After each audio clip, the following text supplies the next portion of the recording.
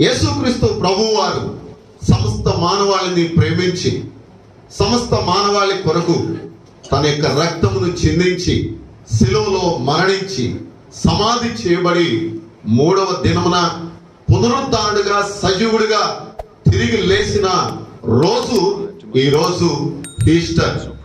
ఈ ఈస్టర్ రోజున మనం ధ్యానించుకునే వాక్యము గత శుక్రవారం నాడు యేసుక్రీస్తు యొక్క మరణమునకు ఏదైతే అది లింకుగా ఉన్నదో ఆ వాక్యాన్ని ఈరోజు మనం ధ్యానం చేసుకోబోతున్నాం.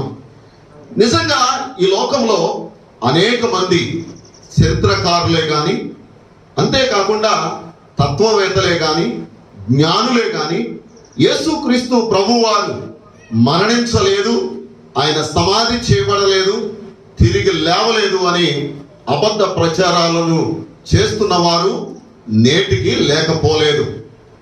బైబిల్లో ఉన్నటువంటి సత్యాన్ని గ్రహించలేక అవిధేయతతో అపవిత్రమైనటువంటి జీవితంతో దేవునికి మరి దేవుని యొక్క సన్నిధికి దేవుని ప్రసన్నతను గుర్తించలేని విధంగా దూరముగా ఉండి వారు దేవుని యొక్క సత్యాన్ని గుర్తించలేక అసత్యములో జీవిస్తూ సాతాను చేత ప్రేరేపించబడి సాతాను శక్తులతో వారు అనగద్రొక్కబడిన వారుగా ఉండి దేవుని సత్యాన్ని గుర్తించలేని వారు ఈ దినాలలో చరిత్రలో లేకపోలేదని ఈరోజు నేను మీకు జ్ఞాపకం చేస్తున్నా.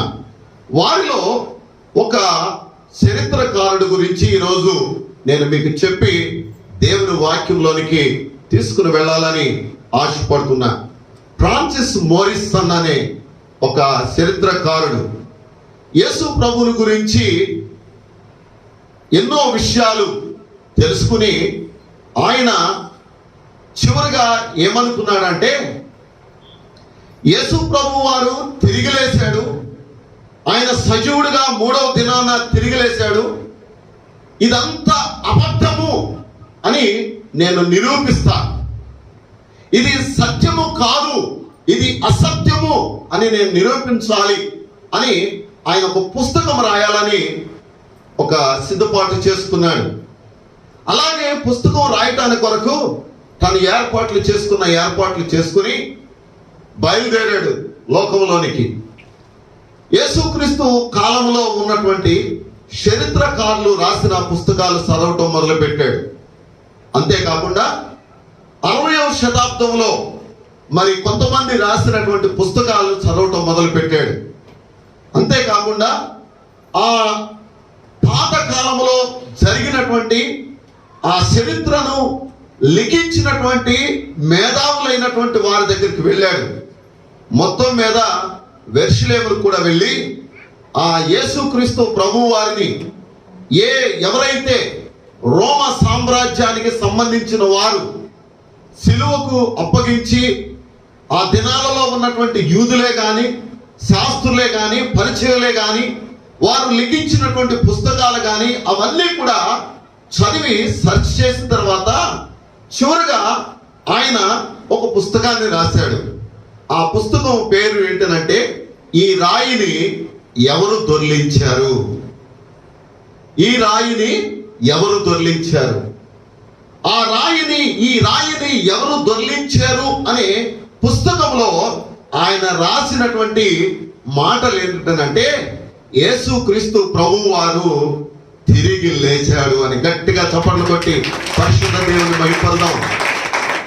ప్రియ సహోదరుడా, సహోదరి, చరిత్రలో యేసుక్రీస్తు ప్రభువు వారు మరణించలేదని, సమాధి చేయబడలేదని, ఆయన 3వ దినాన తిరిగి లేవలేదని, ఒకవేళ లేచిన ఆయన మరణించలేదని, ఒకవేళ ఆయన మరణించిన సమాధి ఆ సమాధి కాదు, ఇంకొక సమాధిలో యేసు ప్రభువుని పెట్టారని ఎన్నో అబద్ధ ప్రచారాలు జరిగినాయి.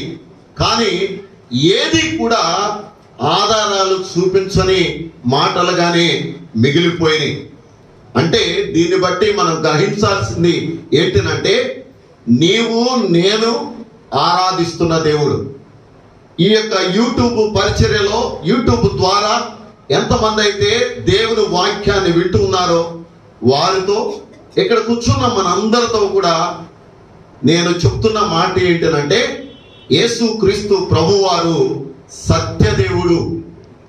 ఆయన ఏ విధముగా అయితే ఈ లోకానికి మానవుడిగా దిగివచ్చాడో, ఏ విధంగా అయితే ఆయన శిలువలో మరణించాడో, ఏ విధంగా అయితే ఆయన సమాధి చేయబడ్డాడో, ఏ విధంగా అయితే ఆయన పునరుద్ధానుడిగా తిరిగి లేచాడో, అవన్నీ సత్యమని దేవుని వాక్యం సెలవిస్తుంది.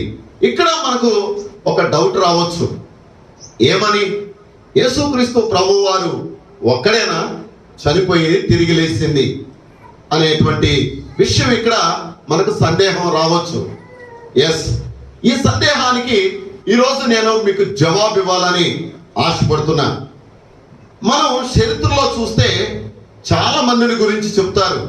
ఇదిగో ఫలానాయన చనిపోయాడు, 3వ దినాన లేకపోతే కొన్ని రోజుల తర్వాత, ఆ ఒక్క రోజు కావచ్చు, ఇంకా 2 రోజుల తర్వాత కావచ్చు, తిరిగి లేచారు అని. బైబిల్ గ్రంథం కూడా అనేక మంది చనిపోయిన వారు తిరిగి లేచారని బైబిల్ గ్రంథం చెప్తుంది. బైబిల్లో మనం ఈరోజు బైబిల్ ఉంటే జవాబు తీసుకుందాం. పరిశుద్ధ గ్రంథంలో కనుక మనం చూస్తే బైబిల్ గ్రంథం ఎంత చక్కగా చెప్తుందని అంటే, చనిపోయిన వారిని గురించి, అనేక మందిని గురించి బైబిల్ గ్రంథంలో రాయబడింది.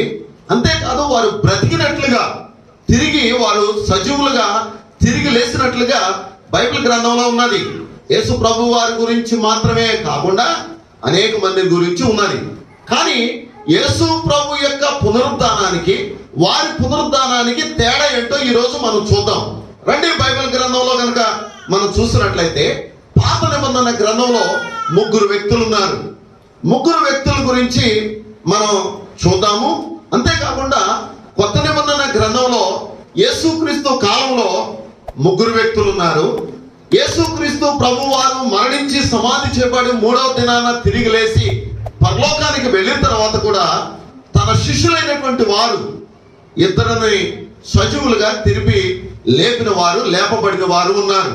వారి గురించి ఈరోజు మనం చూస్తూ ప్రభు అయిన యేసుక్రీస్తు ప్రభు యొక్క పునరుద్ధానానికి, వారి పునరుద్ధానానికి ఉన్నటువంటి తేడా ఏంటో ఈరోజు కొన్ని విషయాలు నేను మీతో బోధించాలని ఆశపడుతున్నా. రండి, మొదటి రాజుల గ్రంథము 17వ అధ్యాయము 22వ వచనంలో కనుక మనం చూస్తే, యెహోవా ఏలియా చేసిన ప్రార్థన ఆలకించి ఆ చిన్నవానికి ప్రాణము మరలా రానిచ్చినప్పుడు వాడు బ్రతికెను అని రాయబడి ఉన్నది. ఈ యొక్క రాజుల గ్రంథంలో, మొదటి రాజుల గ్రంథంలో 17వ అధ్యాయంలో 22వ వచనంలో రాయబడినటువంటి మొట్టమొదటి బైబిల్లో చనిపోయిన వ్యక్తి, బ్రతికినటువంటి వ్యక్తి ఈయన. ఆ వ్యక్తి ఎవరనంటే చిన్నవాడు. ఆ చిన్నవాడు మరణించాడు. కానీ అద్భుతం ఏంటంటే, ఒక దైవజనుడు ఉన్నాడు. ఆ దైవజనుడు ప్రార్థించినప్పుడు అక్కడ ఏం జరిగింది అంటే, ఆ చిన్నవాడు, అక్కడ రాయబడినటువంటి వాటిలో, ఆ చిన్నవానికి ప్రాణము మరలా రానిచ్చినప్పుడు ఏం జరిగిందండి?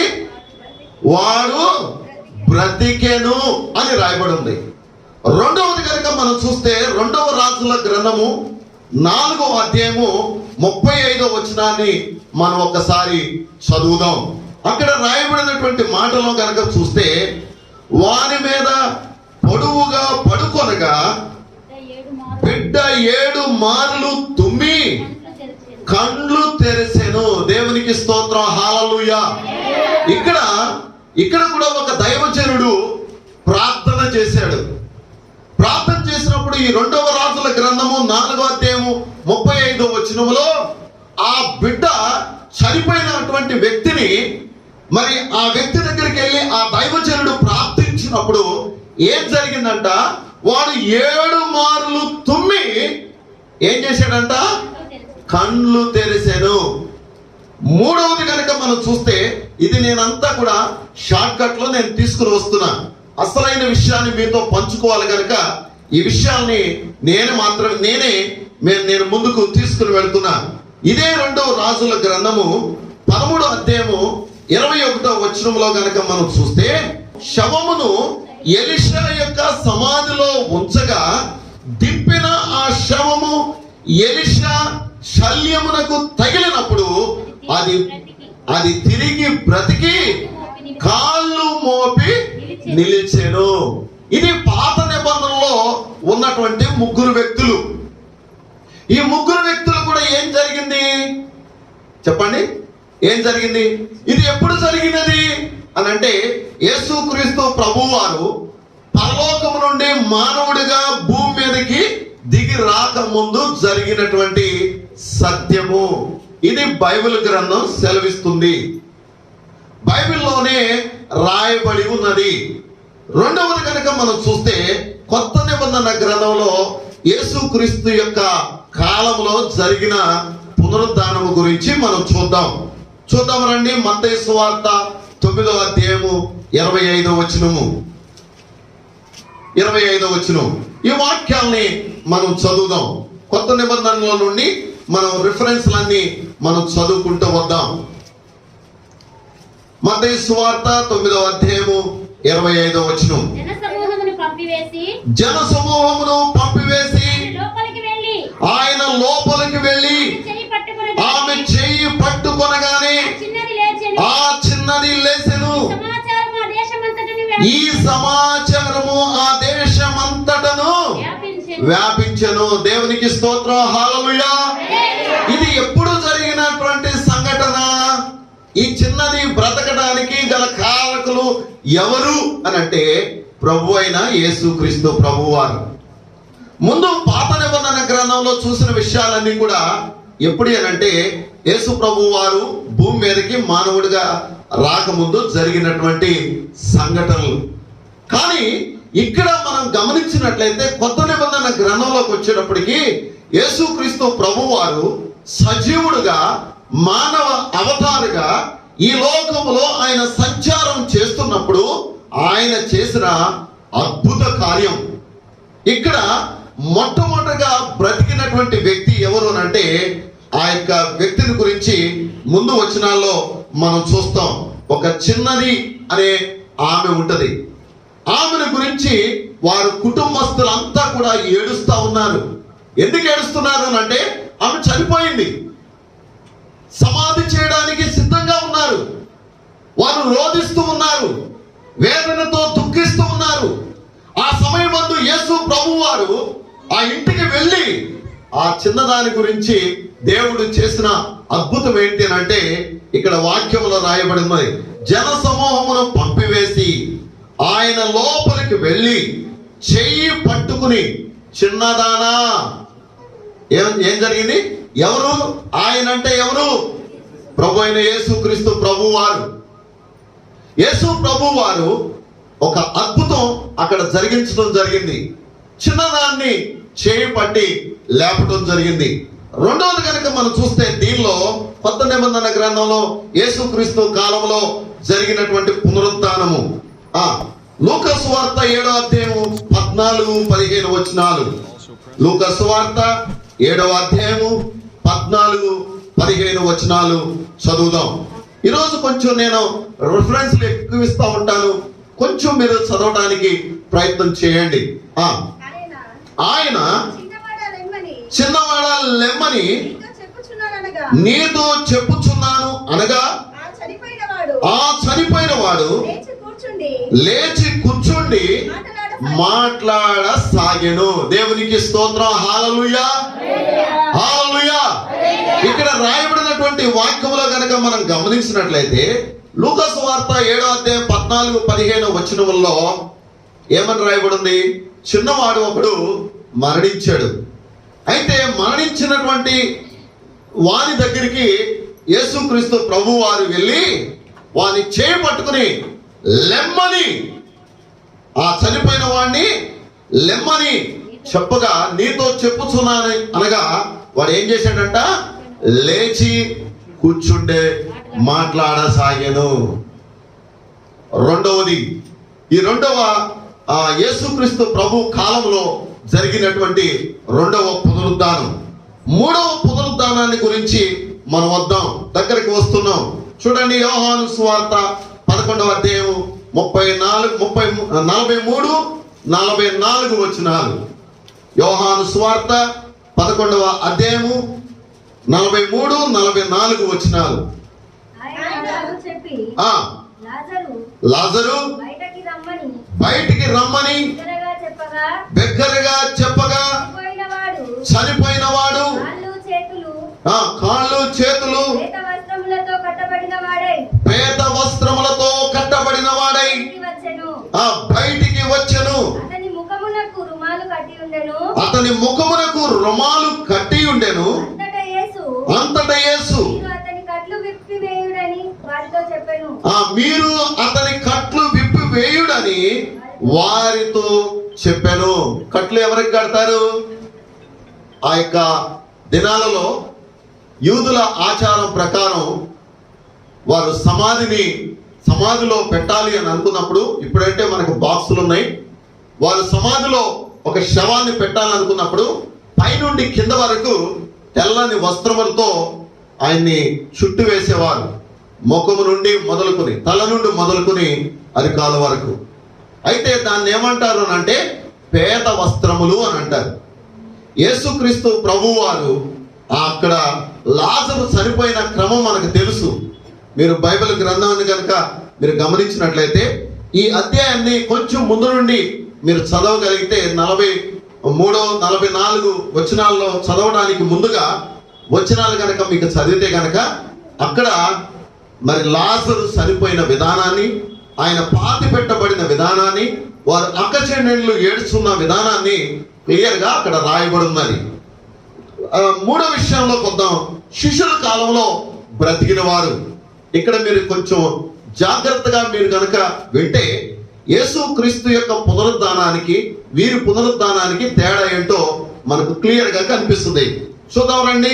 అపోస్తుల కార్యం 9వ అధ్యాయం 40వ వచనం. అపోస్తుల కార్యం 9వ అధ్యాయము 40వ వచనం.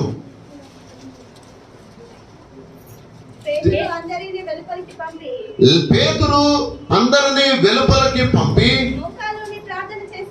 మోకాళ్ళ నుండి ప్రార్థన చేసి శవం వైపు తిరిగి తబితా లెమ్మనగా ఆమె కనులు తెరిచి పేతురును చూసి లేచి కూర్చుండెను. దేవునికి స్తోత్రం. హల్లెలూయా, హల్లెలూయా.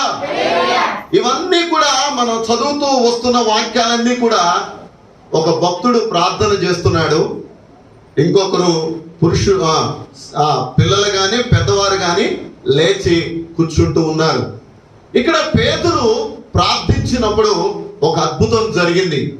ఏం అద్భుతం జరిగింది అని అంటే, తబిత అనే ఒక పాపున్నది, ఆమె తిరిగి లేచింది. రెండవది ఇదే అపోస్తుల కార్యం 20వ అధ్యాయం 9-10 వచనాలు. 9-10 వచనాలు. ఇదే అపోస్తుల కార్యం 20వ అధ్యాయం 9-10 వచనాలు. అప్పుడు ఐతూకు అను ఒక యవనస్తుడు కిటికీలో కూర్చుండి గాఢ నిద్రపోయి పౌలు చాలా సేపు ప్రసంగించుచుండగా నిద్ర భారం వలన జోగి 3వ అంతస్తు నుండి కింద పడి చనిపోయిన వాడై ఎత్తబడెను. అంతటా పౌలు కిందకి వెళ్ళి అతని మీద పడి కౌగిలించుకుని, మీరు తొందరపడకుడి, అతని ప్రాణం అతనిలో ఉన్నదని వానితో చెప్పాను. ఇక్కడ రాయబడినటువంటి వాక్యంలో కనుక మనం చూస్తే, ఇక్కడ పౌలు గారు ప్రార్థించినప్పుడు ఒక యవనస్తుడు బ్రతికాడు. ఈ యొక్క మనం చదువుకున్న సందర్భం అంతటిలో కనుక మనం గమనిస్తే ఎవరో ఒకరు ప్రార్థన చేస్తున్నారు, వారు బ్రతుకుతా ఉన్నారు. ఈ బ్రతికిన వారిని గురించి కనుక మనం హిస్టారికల్ గా అనగా చరిత్ర పరంగా మనం చూస్తే, చరిత్రలో ఎవరెవరైతే బ్రతికారో, చనిపోయిన వారు మరలా బ్రతికారో, వారందరూ కూడా మరలా ఏమయ్యారు తెలుసా అండి? మరలా ఏమయ్యారు తెలుసా? చనిపోయారు. అలా చనిపోవడానికి సహజంగా వీళ్ళ యొక్క మరణం అంతా కూడా కొంతమంది సహజంగా మరణించారు, కొంతమంది రోగాల చేత మరణించారు, కొంతమంది కొన్ని ప్రమాదాల చేత మరణించారు.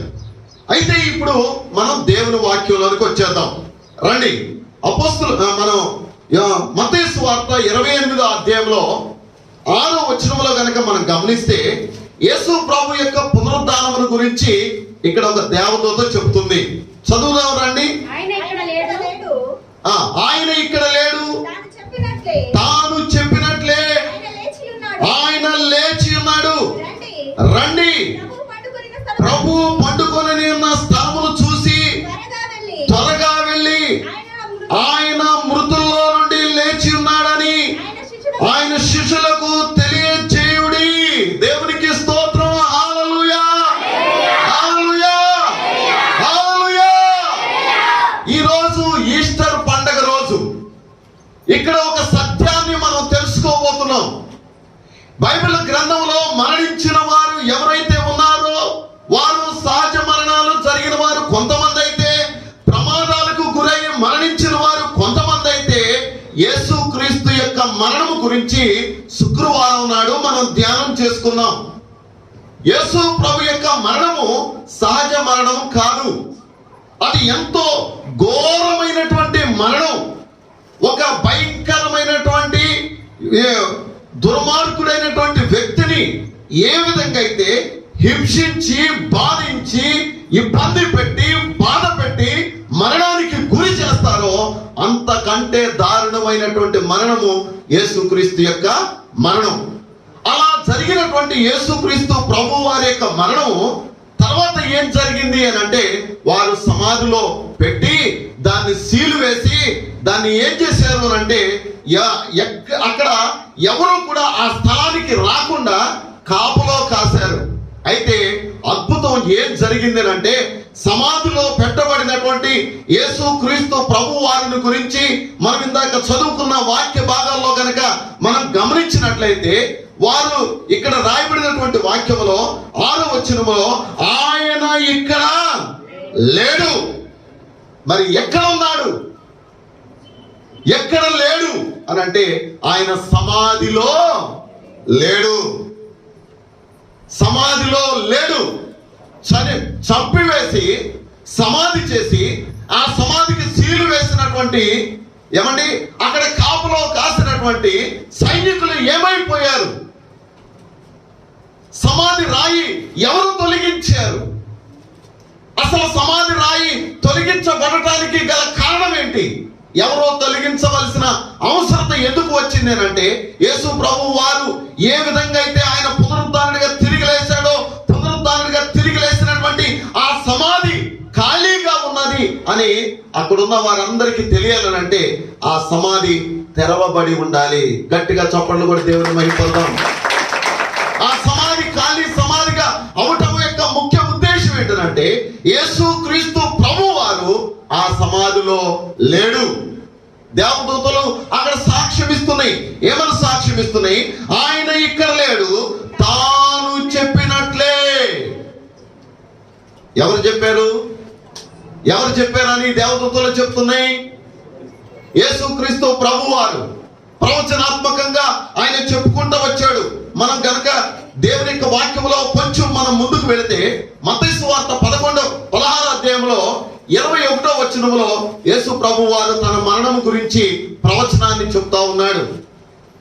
అక్కడ మత్తయి సువార్త 16వ అధ్యాయం 21వ వచనంని ఒకరు, 17వ అధ్యాయము 23వ వచనాన్ని ఒకరు, 20వ అధ్యాయము 19వ వచనాన్ని ఒకరు చూడండి.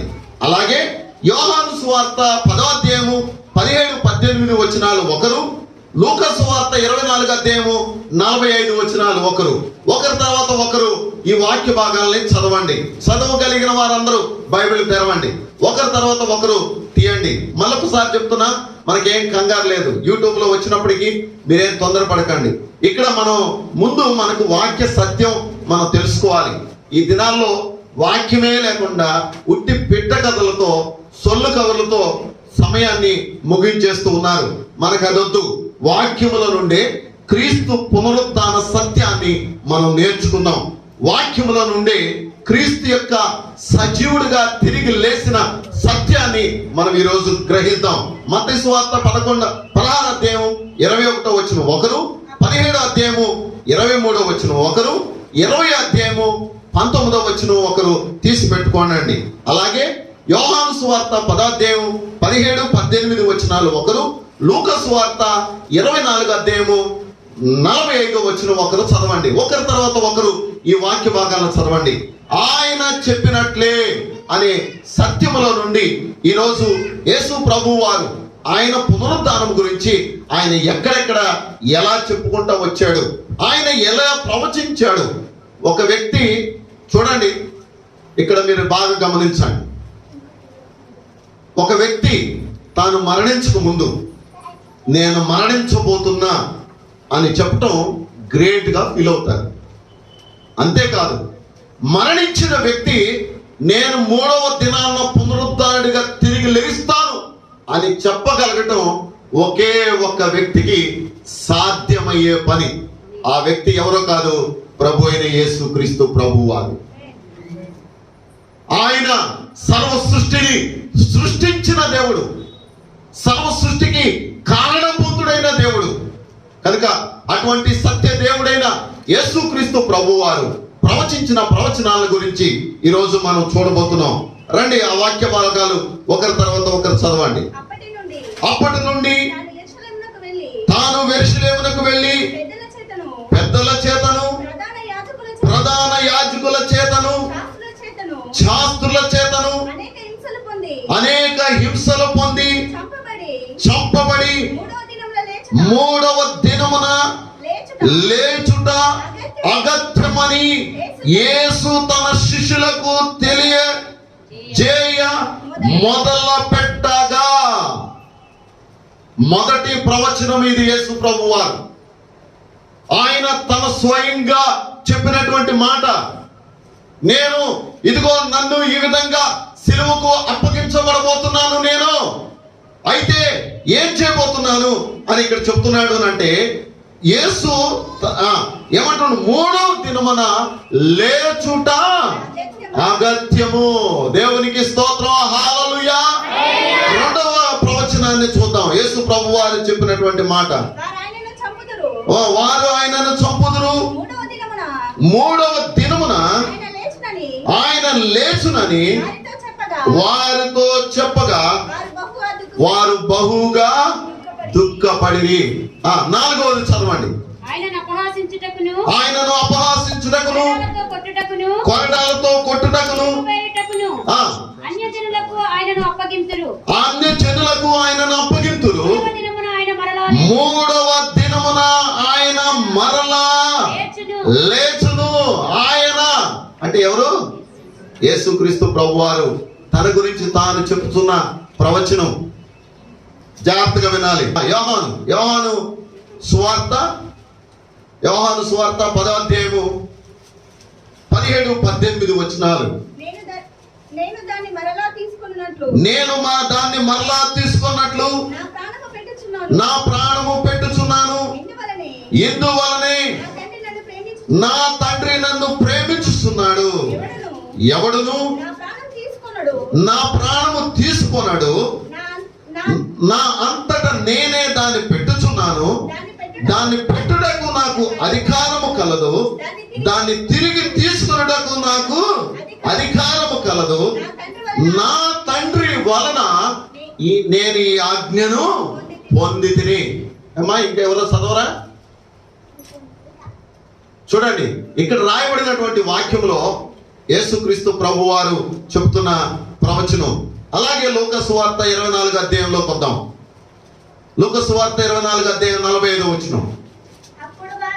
అప్పుడు వారు లేఖనములు గ్రహించున్నట్లుగా ఆయన వారి మనస్సును తెరిచి క్రీస్తు శ్రమపడి 3వ దినమున మృతులలో నుండి లేచిననియు యెరూషలేము మొదలుకొని సమస్త జనులలో ఆయన పేరట మారు మనసును పాప క్షమాపణయు ప్రకటించబడుననియు రాయబడి ఉన్నవి.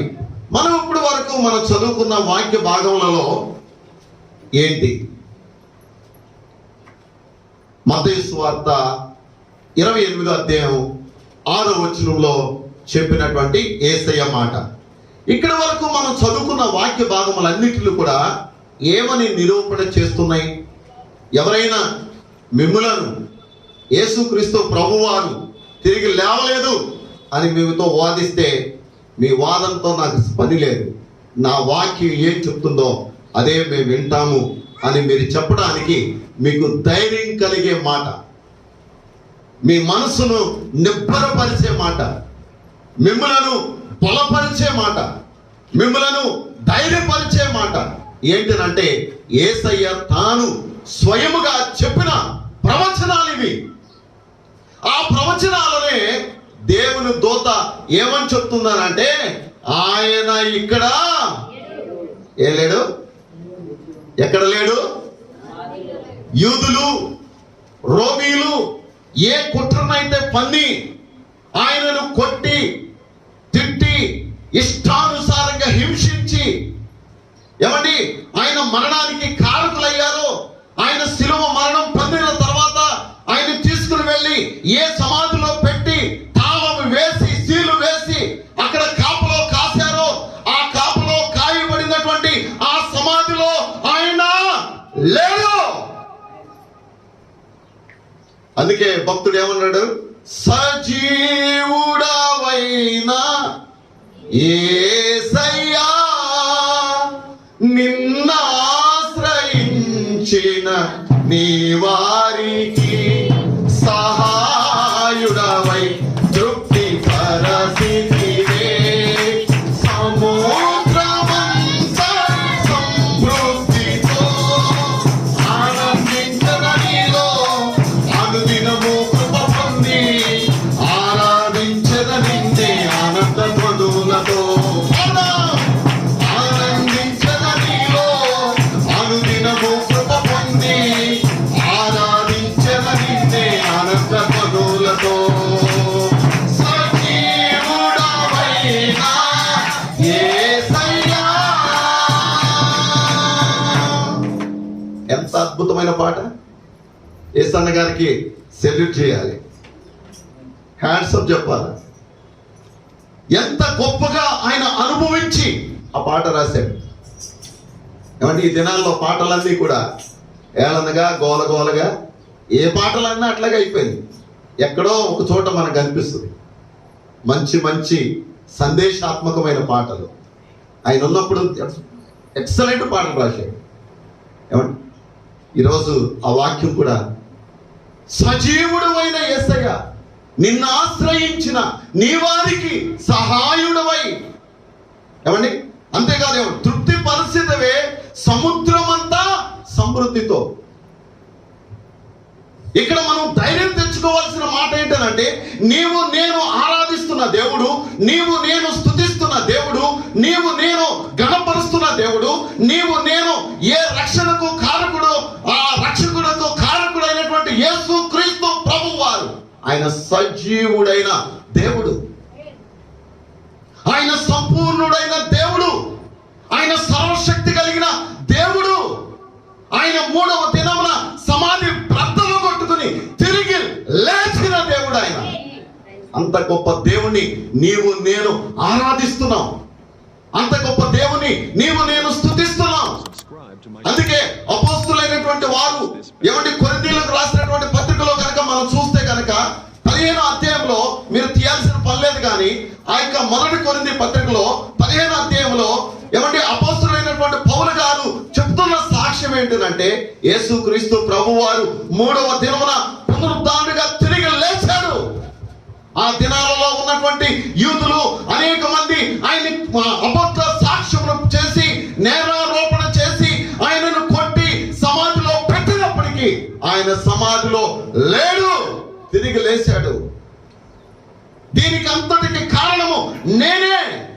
ఒకానొక దినమున సంఘాన్ని హింసించిన వాడిని, సంఘాన్ని ద్వేషించిన వాడిని, సంఘాన్ని దూషించిన వాడిని, సంఘాన్ని బాధించిన వాడిని, ఒకానొక దినమున అనేక మంది దేవుని బిడ్డలైనటువంటి వారిని చంపిన వారిని. అయితే ఈ రోజు ఆ చంపిన నేనే ఆ రక్షకుడైన యేసును గురించి సాక్ష్యం ఇస్తున్నానని అపోస్తుడైనటువంటి పౌలు గారు తన సందేశాన్ని అక్కడ ఇస్తా ఉన్నాడు.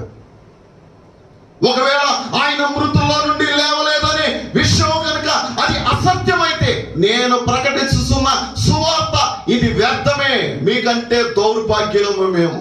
కానీ ఏం జరిగిందో తెలుసా?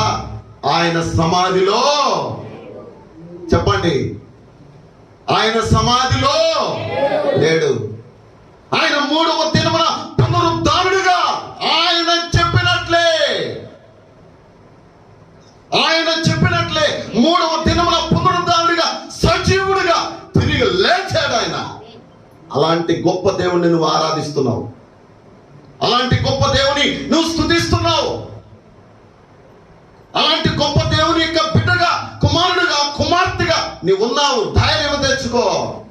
నువ్వు ఆరాధిస్తున్న దేవుడు సజీవుడు, నువ్వు ఆరాధిస్తున్న దేవుడు సర్వశక్తిమంతుడు, నీవు ఆరాధిస్తున్న దేవుడు సంపూర్ణుడైన దేవుడు.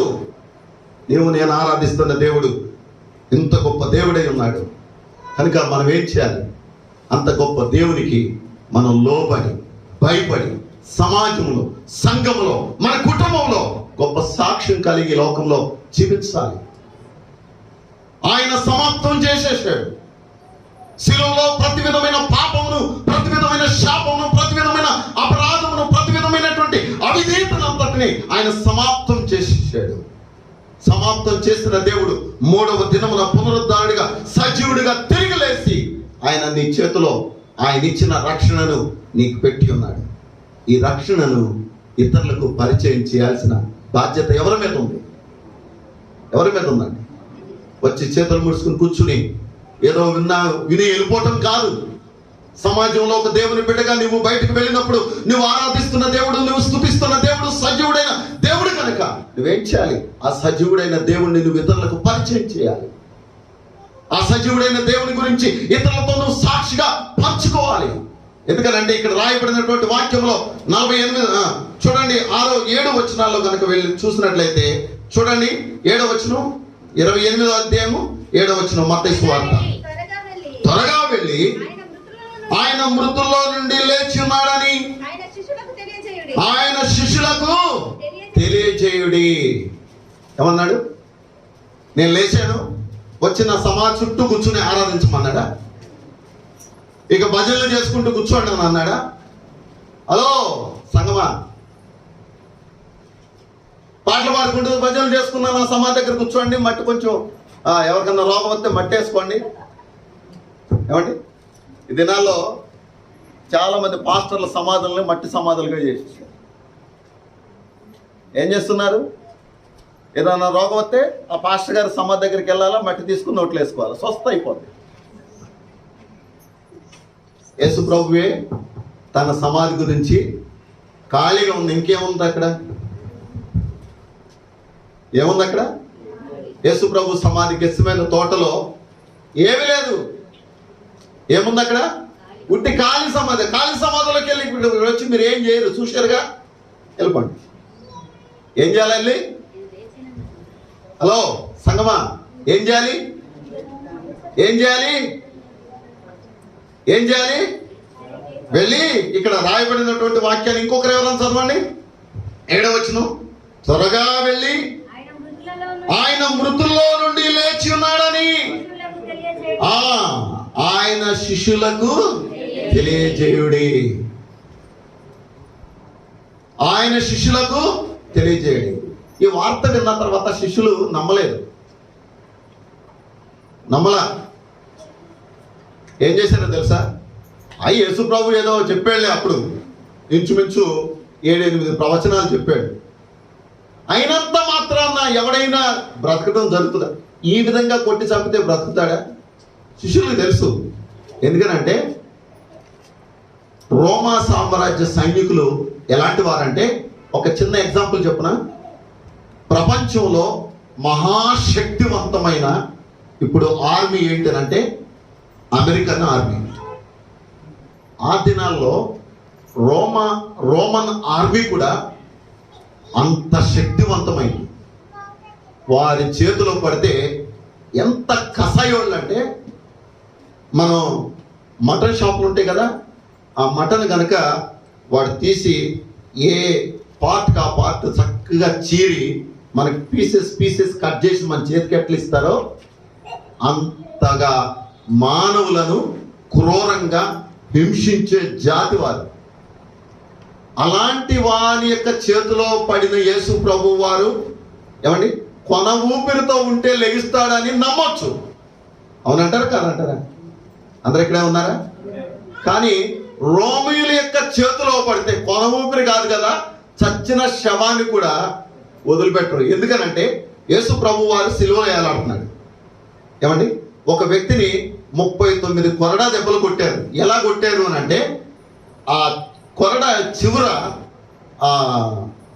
గేల ముళ్ళు లాంటి ముళ్ళు ఉన్నాయి. ఆ ముళ్ళుకి మొదలు ఎట్లా ఉంటుందంటే ఒక గుండు లాగా ఉంటుంది. ఏసి కొడితే ఆ గుండు దెబ్బకు ఆ ప్లేస్ అంతా కమిలిపోద్ది. ఆ కమిలిపోయిన ప్లేస్లో ఈ గేల ముళ్ళు దిగిపోతాయి. కొట్టి ఇలా లాగగానే ఆ కొట్టిన స్థలములో, ఆ కమిలిపోయిన స్థలములో ఈ గేల ముళ్ళు లాంటి ముళ్ళు దిగి ఇలా గుంజితే, మీరు ఎప్పుడన్నా పొలంలో నాగలతో దున్నుతున్నప్పుడు భూమి ఏ విధంగా చిట్లిపోద్దో తెలుసు కదా, అలా చిట్లిపోయే కొరడ దెబ్బలు తిన్నాడు యేసు ప్రభు వారు. నెత్తి మీద ముళ్ళ కిరీటం పెట్టారు. ఆ ముళ్ళు ఒక్కొక్క ముళ్ళు ఇంచుమించు 3 అంగుళాల ముళ్ళు. ఆ ముళ్ళు దిగి కొన్ని దగ్గర ఇంచుమించు చరిత్రకారులు చెప్తారు 7-8 ముళ్ళు యేసు ప్రభు యొక్క దేహంలో, మెదడులో, కంట్లు లోపల నుండి బయటకు వచ్చినట్టు, ఈ కన్ను పైన లోపల నుండి బయటకు వచ్చినట్లుగా చరిత్రకారులు చెప్తారు. అలా కొట్టి భారమైనటువంటి ఆ సిలువను మోసి తీసుకుని వెళ్ళి 2 చేతుల్లో 2 కాళ్ళలో మేఘలేసి దిగగొట్టి, ఏమండి ఆఖరికి ఏం చేశారో తెలుసా? నేను సమాప్తమైనదని చెప్పి నా ఆత్మను నా తండ్రికి అప్పగించుతున్నానని, తండ్రి నా ఆత్మను నీకు అప్పగించుతున్నానని ఆయన మరణించి తలవాల్సిన తర్వాత వారి డౌట్ ఏంటో తెలుసా? ఆయన ఇంకా బ్రతికున్నాడేమో అని. ఆ సందేహంతో ఏం చేశారో తెలుసా? చివరిగా ఒక పొడవాటి, ఏమండి దాన్ని ఏమంటారు, బడిసెలు తీసుకుని ఆయన యొక్క రొమ్ములో పొడిస్తే ఆ గుండెలో ఉన్న రక్తముతో పాటు ఆఖరిగా మిగిలిన నీరు కూడా బయటకు వచ్చిందంట. ఏమండి గుండె హార్ట్ అటాక్ వస్తేనే, డ్యామేజ్ కాకుండా హార్ట్ అటాక్ వస్తేనే చచ్చిపోతాం. అలాంటిది యేసు ప్రభువు వారు శారీరకంగా, మానసికంగా, ఆధ్యాత్మికంగా ఆయన హింసింపబడి మరణించిన తర్వాత కూడా ఆయన్ని విడిచిపెట్టలేదు. ప్రియా సహోదరుడా, సహోదరి, శిష్యులకి ఈ విషయం బాగా తెలుసు. ఇంకోటి, యేసు ప్రభు వారు కనుక సిలువలో ఆయన మరణించాడు అనే కన్ఫర్మ్ ఆయన కాకపోతే ఏం చేసేవాళ్ళు తెలుసా? రోమా సామ్రాజ్య సైనికులు ఆయన మోకాళ్ళు ఎరగొట్టి చంపేవాళ్ళు. ఆ దినాల్లో దొంగలను వాళ్ళు సిలువేసినప్పుడు దొంగలు కనుక చనిపోకపోతే వారు మోకాళ్ళు ఎరగొట్టి వాడు ఏలాడేటట్టు అయినప్పుడు ఆ చేతులు బరువు ఎక్కువైపోయి గుండె హార్ట్ అటాక్తో అలా చనిపోవటం జరుగుతుంది. కనుక శిష్యులకు సమస్తం తెలుసు. ఏమని? యేసు ప్రభు వారు చనిపోతే లేవటం అనేది అయ్యే పని కాదని. కానీ వారు ఎప్పుడు నమ్మారు అని అంటే, యేసయ్య వారి దగ్గరికి అనేక సార్లు, ఇందాక మనం చదువుకున్న కొరింథీయులకు రాసినటువంటి పత్రిక 15వ అధ్యాయంలో చదువుకున్న వాక్య భాగంలో లాగా ఆయన అనేక మందితో కలిసిన తర్వాత అప్పుడు నమ్మారు. నమ్మిన తర్వాత శిష్యులు ఏం చేశారో తెలుసా? వారు ఎక్కడికంటే అక్కడికి వెళ్ళి దేవుని సువార్తను ప్రకటించారు. సాక్షులుగా వారు జీవించారు. యేసయ్య కొరకు వారు మరణించడానికి, హతసాక్షులుగా అవటానికి ఏ మాత్రం భయపడలేదు. ఈరోజు క్రైస్తవ సమాజం, క్రైస్తవ సంఘం ఏం చేస్తుంది? కొద్దిపాటి శ్రమనే, కొద్దిపాటి బాధనే అనుభవించలేకపోతున్నాం. దేవునికి యొక్క సాక్ష్యాన్ని చెప్పమంటే మనం ఇక్కడ ఏ వాక్యం, ఎంత వాక్యం విన్నా బయటికి వెళ్ళిన తర్వాత మన ఇష్టానుసారంగా జీవిస్తున్నాం. దేవునికి ఇష్టమైన బ్రతుకు, ఒక్క రోజన్నా బ్రతుకుతాను నేను అని తీర్మానం ఈ దినాల్లో లేదు. కారణం ఏంటంటే నీకోసం మరణించిన దేవుడు సజీవుడని నువ్వు కేవలం నోటితో మాత్రమే ఒప్పుకుంటున్నావు, హృదయంతో ఒప్పుకోవట్లేదు. ఈరోజు నేను సంగమా మీ అందరితో నేను ఒక విన్నపం చేస్తున్నాను. నీవు నోటితో ఒప్పుకున్నన్ని రోజులు యేసయ్య సమాధి చేయబడి తిరిగి లేచిన ఆయన పునరుద్ధాన శక్తిని నువ్వెన్నటికీ గ్రహించలేవు, ఎప్పటికీ నువ్వు గుర్తించలేవు.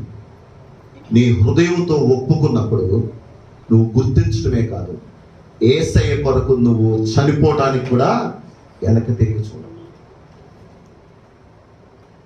ఈరోజు నేను ఒక దైవజనుడిగా, సేవకుడిగా నేను ఈ మాటలు చెప్తున్నాను.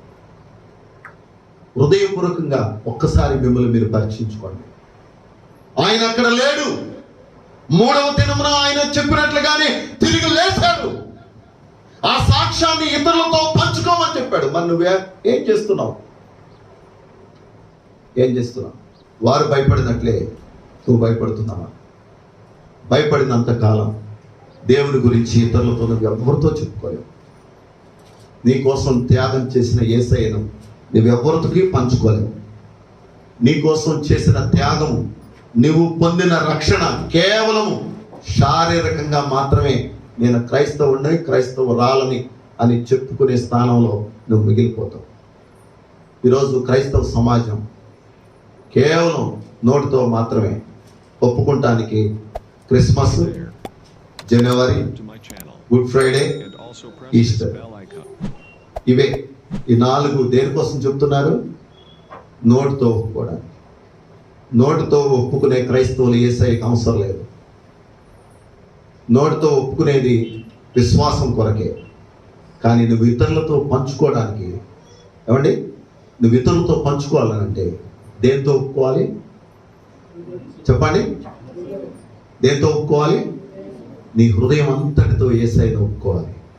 ప్రభువా, నా కోసం మరణించావు, నా కోసం సమాధి చేయబడ్డావు, నా కోసం 3వ దినాన తిరిగి లేసావు, నా కోసం ఏ విధంగా అయితే చేసావో ఈ యొక్క భూమి మీద ఉన్నటువంటి ప్రతి మానవుని కొరకు అలాగే చేసావయ్యా.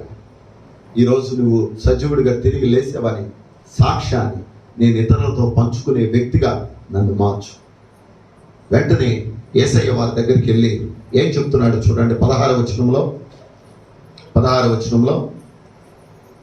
28వ అధ్యాయం 16వ వచనంలో 11 మంది శిష్యులు యేసు తమకు నిర్ణయించిన గలిలయలోనే కొండకు వెళ్ళిరి.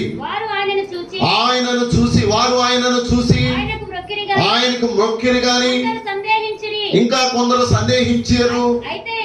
అయితే యేసు వారి యొద్దకు వచ్చి, పరలోకమందును భూమి మీదను నాకు సర్వాధికారము ఇవ్వబడి ఉన్నది, కాబట్టి మీరు వెళ్ళి సమస్త జనులను శిష్యులుగా చేయుడని చెప్పి తండ్రి యొక్కయు కుమారుని యొక్కయు పరిశుద్ధాత్మ యొక్క నామములో బాప్తిసమిచ్చుడు అని వారికి చెప్పెను.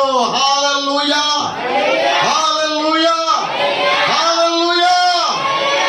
ఈరోజు నీవు నీ మనస్సుతో ఇంకా నువ్వు సందేహిస్తే ఈ సత్యాన్ని గుర్తించలేవు.